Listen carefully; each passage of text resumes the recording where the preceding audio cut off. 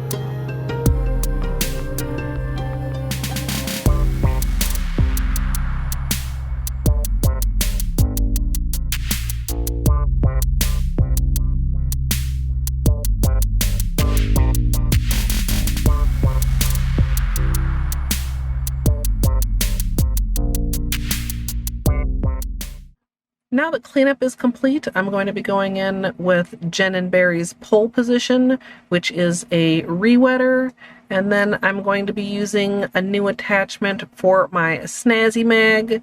This is the Snazzymatic, and it is going to be automatically spinning the puck inside. And attached in there, I have the new Mini Velvet puck.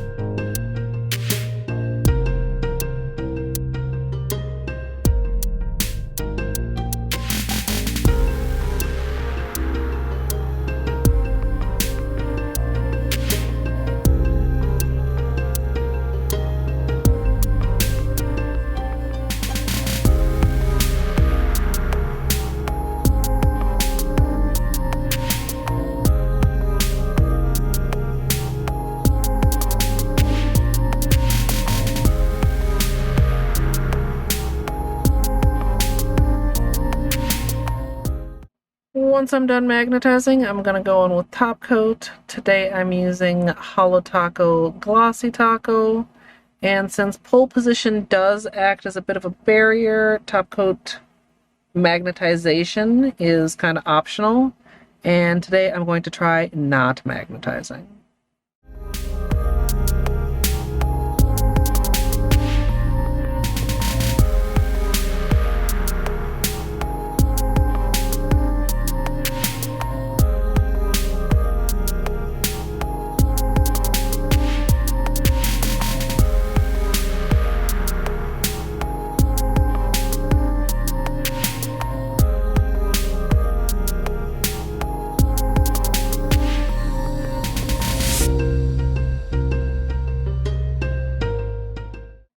So here's the finished manicure, and I love how this turned out.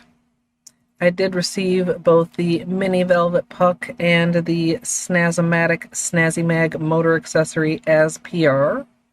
I think the smaller size of the glass bead you can achieve with this fits really well on the nail, and I like that with the motor there's now 3 different options for spun design with the Snazzymag system.